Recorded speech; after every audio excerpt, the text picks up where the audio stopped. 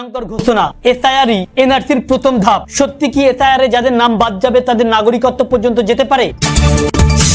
SIR form বিতরণের মাঝেই ভয়ানক ঘোষণা মমতা বন্দ্যোপাধ্যায়। ফর্ম বিতরণে যদি কোনো বিএলও পক্ষপাতিত্ব করে ভয়ানক শাস্তি তাদের জন্য অপেক্ষা করছে কড়া নির্বাচন কমিশন। বাড়ি বাড়ি গিয়ে ফর্ম না দেওয়ার অপরাধে 8 বিএলওকে শোকজ করলো নির্বাচন কমিশন এবং অভিযোগ জানাতে খোলা হলো হেল্পলাইনও। মমতাকে নবান্ন থেকে সরানো যথেষ্ট কঠিন, মানছে বাংলার সংঘের পদাধিকার সিংহভাগই। লিখিত কারণ না জানিয়ে কাউকে গ্রেপ্তার করা যাবে না আর। ব্যক্তি স্বাধীনতা রক্ষায় গুরুত্বপূর্ণ সিদ্ধান্ত আদালতের। এর সাথে রয়েছে পরিযায়ী শ্রমিকদের জন্য খুশির খবর, যারা মূলত পশ্চিমবঙ্গের বাইরে রয়েছেন তাদের জন্য খোলা হলো ওয়েবসাইট। বিদেশ থেকেও এসআইআর এর ফর্ম ফিল আপ করার পাবেন সুযোগ। খুশির খবর জব কার্ড হোল্ডারদের জন্য, যাদের কাছে মূলত জব কার্ড রয়েছে 100 দিনের কাজের টাকা 1 মাসের মধ্যেই মেটাতে হবে বকেয়া। অর্থাৎ যারা এখনো পর্যন্ত জব কার্ডের টাকা পাননি তাদের জন্য দারুণ ঘোষণা। মেয়েদের কাজের টোপ দিয়ে পাচার, তদন্তে নেবে কোটি টাকা উদ্ধার ইডির। রেজিস্ট্রেশন মানি মালিকানা নয়, স্থাবর সম্পত্তি নিয়ে যুগান্তকারী রায় সুপ্রিম কোর্টের।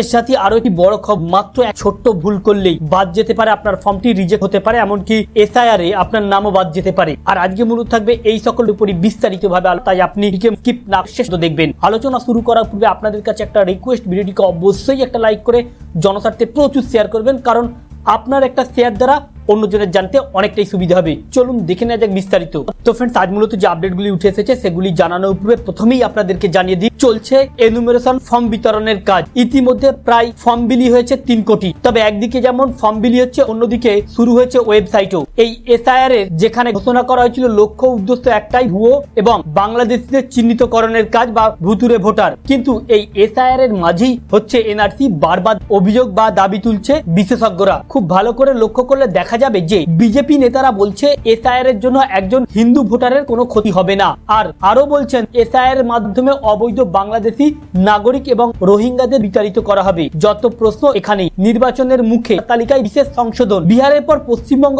ভোটার তালিকা সংশোধনের কাজ শুরু হয়েছে। এই মুহূর্তে উত্তাল দেশের রাজ্য রাজনীতি। বিহারে ইতিমধ্যেই প্রায় 67 লক্ষ মানুষের নাম বাদ গিয়েছে ভোটার তালিকা সংশোধনের নামে। আসলে তলে তলে এনআরসি হচ্ছে বিজেপিকে নির্বাচনের সুবিধা করে দেওয়া হচ্ছে বলে অভিযোগ তুলছেন বিরোধীরা। সেই নিয়ে সংসদে বিক্ষোভে সামিল হয়েছেন বিরোধীরা। কিন্তু আসলে কি?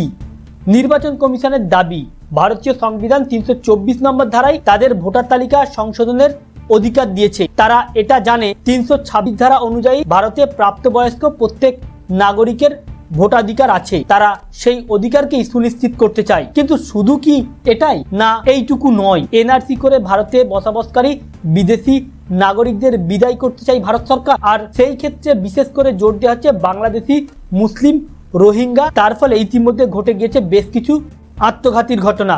আর এই এসআইআর এর মাধ্যমে যত ভোটার বাদ দেওয়া যাবে তাদের ভবিষ্যৎ কি? এখানেই মনে করা হচ্ছে এসআইআর আসলে এনআরসি প্রথম পদক্ষেপ। এ বিষয়ে সকলকে সচেতন করছে বিরোধীরা। নির্বাচন কমিশনের তরফ থেকে হুঙ্কার, ভোটার তালিকা সংশোধনের স্পেশাল ইন্টেনসিভ রিভিশন প্রক্রিয়া ঘিরে এবার বড়সড় পদক্ষেপ গ্রহণ করলো নির্বাচন কমিশন। বুথ লেভেল অফিসারদের বিরুদ্ধে একাধিক অনিয়মের অভিযোগ জমা পড়ার পর কমিশন স্পষ্ট জানিয়ে দিয়েছে বাড়ি বাড়ি গিয়ে ফর্ম বিতরণ করতেই হবে। এর বাইরে অন্য কোনো পদ্ধতি গ্রহণযোগ্য নয়। নির্দেশ অমান্য করলে সংশ্লিষ্ট আধিকারিকদের শোকজ নোটিশ এবং বিভাগীয় তদন্তে এমনকি প্রশাসনিক শাস্তির মুখেও পড়তে পারে তারা। অন্যদিকে আবার এনুমেরেশন ফর্মে ভুল করলে অনেকটা বিপদে পড়তে পারেন আপনি। এমনকি ফর্ম ফিল আপও ঠিকভাবে করেছেন, 2022 নামও রয়েছে আপনার, তারপরেও সমস্যায় পড়তে পারেন আপনি।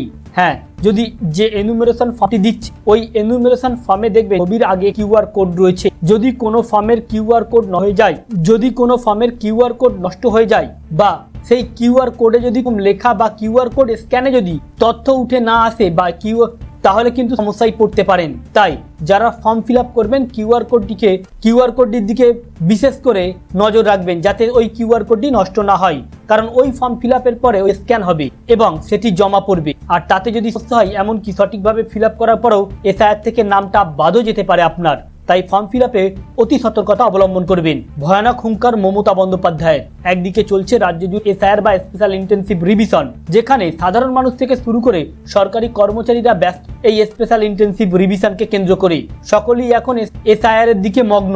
এর মাঝেই রাজ্য সরকার তরফ থেকে জানানো হচ্ছে, যেখানে যেখানে আমাদের পাড়া আমাদের সমাধান চলছে, ওই ক্যাম্প কোনো কারণে বিঘ্নিত না হয় বা ওই ক্যাম্পের বা সাধারণ মানুষ যে সুযোগ সুবিধাগুলি পাচ্ছে তা থেকে বিঘ্নিত না হয়। যদি এসআইআর এর কারণে কোনো সাধারণ মানুষের সমস্যা হয়, তাহলে কিন্তু রাজ্যের মুখ্যমন্ত্রী মমতা বন্দ্যোপাধ্যায় ওই আধিকারিক বিরুদ্ধে কড়া ব্যবস্থা নেবেন। একই সাথে রয়েছে জব কার্ড হোল্ডারদের দারুণ একটি ঘোষণা। হ্যাঁ, যাদের মূলত জব কার্ড রয়েছে, কাজ করে রেখেছেন, এখন পাচ্ছেন না, এবারে মুখে হাসতে পারে তাদের। 100 দিনের কাজ, হাইকোর্টের কঠোর নির্দেশ, 1 মাসের মধ্যে বকেয়া টাকা মেটাতে হবে কেন্দ্রকে। আদালত তার পর্যবেক্ষণে স্পষ্ট জানিয়ে দিয়েছে যে রাজ্যের জনগণের সাংবিধানিক অধিকার হিসাবে 100 দিনের কাজকে অনির্দিষ্টকালের জন্য স্থগিত রাখা যায় না। পশ্চিমবঙ্গে এই প্রকল্পের ব্যাপক দুর্নীতির অভিযোগ তুলে কেন্দ্রীয় সরকার টাকা পাঠানো বন্ধ করে দেয়, যার ফলে কার্যত স্থগিত হয়ে যায় এই প্রকল্প। কেন্দ্রের অভিযোগের ভিত্তিতে তদন্ত চালায়। অন্যদিকে রাজ্য সরকার বারবার কেন্দ্রকে অন্যায়ভাবে প্রকল্প বন্ধ রাখার অভিযোগ প্রকাশ্যে সরব হয়েছে। তবে এ বিষয়ে সুপ্রিম কোর্টে যাওয়ার পর কেন্দ্রের অবস্থানে পরিবর্তন আসে। সর্বোচ্চ আদালত রাজ্যে 100 দিনের কাজ পুনরায় চালু করার পক্ষে রায় দেয়। সেই রায়ের প্রেক্ষিতেই কলকাতা হাইকোর্ট আবারও রাজ্য ও কেন্দ্র উভয়কে দ্রুত পদক্ষেপ নিতে নির্দেশ দিয়েছে। আদালতের মন্তব্য, বকেয়া টাকার বিষয়ে কেন্দ্রকে আগামী 1 মাসের মধ্যে সুনির্দিষ্ট তথ্যসহ হলফনামা জমা দিতে হবে। রাজ্যের শ্রমিকদের প্রাপ্য বকেয়া অর্থ নিষ্পত্তির দায় কেন্দ্রের। এসআইআর যেন অন্যদিকে আবার এসআইআর কাজ করছে ঠিক কার্বলিক অ্যাসিড। হ্যাঁ, ঠিকই শুনেছেন, 2 লক্ষ লোক, 4000 ভোটার। গুলশান কলোনিতে গিয়ে গোল গোল ঘুরলেন বিএলও। পার্ট 304, বিএলও নাম ওয়াসিম আকরাম, সঙ্গে শুধুমাত্র শাসক দলের বিএলএ 2। তাকে সঙ্গে নিয়ে এসআইআর এর 5ম দিনে গুলশান কলোনিতে চলছে এনুমারেশন ফর্ম বিলির কাজ। কিন্তু কাকে বিলি করা হবে ফর্ম, কোথায় ভোটার? এখানে এক একটি পাড়া চিহ্নিত ইংরেজি অ্যালফাবেট দিয়ে। তার মধ্যে পার্ট 4-এ আছে ML এবং P, এই 4টি পাড়া। এই বুথে মোট বাড়ি কম বেশি প্রায় 2000, প্রতিটি বাড়ি 4 থেকে 5 তলা। আর এসআইআর চালু হতেই নিউ টাউন ও গুলশান কলোনি পুরো ফাঁকা। কিন্তু কেন? সত্যি কি সেখানে বহিরাগতদের, যারা আইনিভাবে এই এলাকাতে বসবাস করতেন দীর্ঘদিন ধরে? আসলে এসআইআর চালু হতেই কলোনিতে গিয়ে কার্যত গোলক ধাঁধায় বিএলওরা। এত মানুষজনের মধ্যে ভোটার খুঁজতে রীতিমতো হিমশিম খেতে হচ্ছে তাদের। বিপুল বহিরাগতদের হদিস মিলল। দেখা যাচ্ছে আবাসিক প্রায় 85% বহিরাগত। বহু বছর ধরে এখানে থাকলেও কেউ স্থানীয় ভোটার নন। কলোনির জনসংখ্যা প্রায় 2 লক্ষ, যা একটা বিধানসভা কেন্দ্রের প্রায় সমানুপাতিক। ভোটার মেরে কেটে 20,000, অর্থাৎ কলোনিতে 90% মানুষ এই এলাকার ভোটার নন। তো ফ্রেন্ডস, এই ছিল আজকের আপডেট। ছিল এই আপডেটটি আপনার উপস্থাপন, যাতে আপনাদের জানতে সুবিধা হয়ে থাকে। ভালো লেগে ভিডিওটিকে অবশ্যই একটি লাইক করে শেয়ার করুন।